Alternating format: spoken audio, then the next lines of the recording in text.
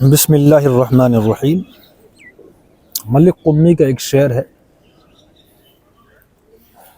رفتم کے خارز پاکشم، محمل نہان شد از نظر، یک لحظہ غافل گشتم و 100 سال راہم دور شد۔ اس کا اردو ترجمہ آپ نے سنا ہوگا کہ وہ وقت بھی دیکھا ہے تاریخ کی گھڑیوں نے، لمحوں نے خطا کی تھی صدیوں نے سزا پائی۔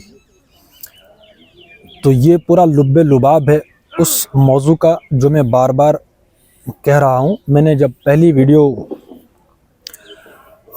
اپلوڈ کی تھی، میں نے اس میں یہی کہا تھا کہ جس چیز پر میں فوکس کرتا ہوں اس کا مطلب اس کی اہمیت بہت زیادہ ہے، ٹھیک ہے نا؟ تو وقتی طور پر ہم جس چیز پر خاموش رہتے ہیں اس کا خمیازہ ہمیں بھگتنا پڑتا ہے بحیثیت مجموعی۔ اس وقت میں جس چیز پر فوکس کر رہا ہوں کہ جو اس وقت جو خرابیاں ہیں، دیکھو اس وقت جو مجموعی نظام ہے اس کے 2 شعبے ہیں۔ ایک وہ شعبہ ہے، مطلب 2 شعبے بنا لیجئے پورے نظام کے۔ ایک شعبہ تو وہ ہے کہ اس پر ہم کچھ کر ہی نہیں سکتے، وہ ہمارے اختیار سے بہت دور ہے، بہت بعید ہے۔ لیکن ایک شعبہ ایسا ہے جس کو ہم اپنی اس تہذیب اور اپنے اس قبول کیے ہوئے عقائد اور نظریات پر اس کو ایکچوالائز کرنے کی اس وقت کم سے کم اس پوزیشن میں ہے کہ وہ ایکچوالائز ہو سکے۔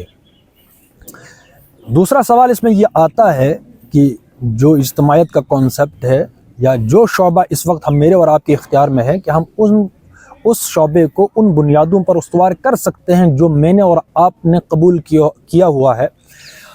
اس میں اثرات تو ہیں، بحیثیت مجموعی جو نظام ہے اثرات تو ہیں، لیکن مجھے یہ بتائیے کہ وہ کون سی تہذیب ہے، وہ کون سا نظریہ ہے، وہ کون سا عقیدہ ہے میرا اور آپ کا کہ ہم ان اثرات سے اپنے آپ کو محفوظ بھی نہیں کر سکتے؟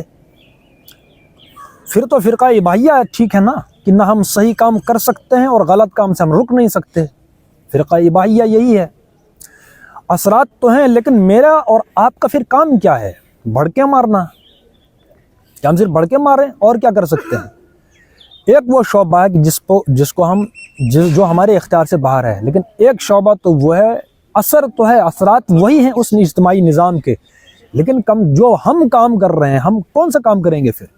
اگر ہم کسی چیز کا اثر بھی زائل نہیں کر سکتے، اثرات کو دور نہیں کر سکتے، اتنی ہمت نہ ہو تو پھر تو وہی ہے، بھئی چھوڑ دیں سب، یا سراسر سنگ ہو جا یا سراسر موم ہو جا۔ پھر تو درنگی چھوڑنی پڑے گی نا۔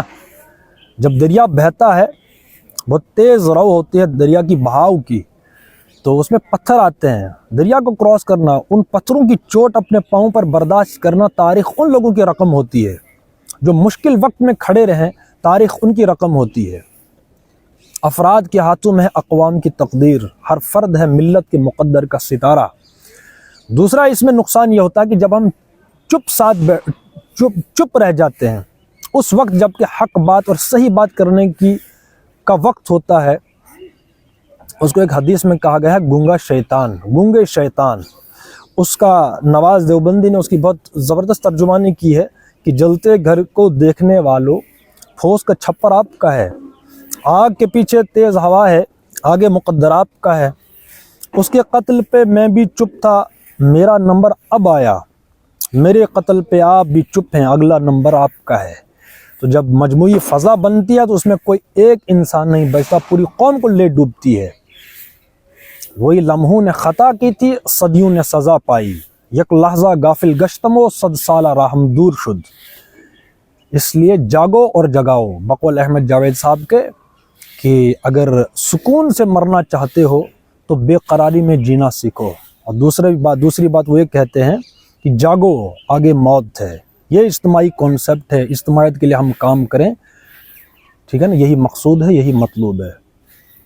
انشاءاللہ کریں گے اس سے آگے بات۔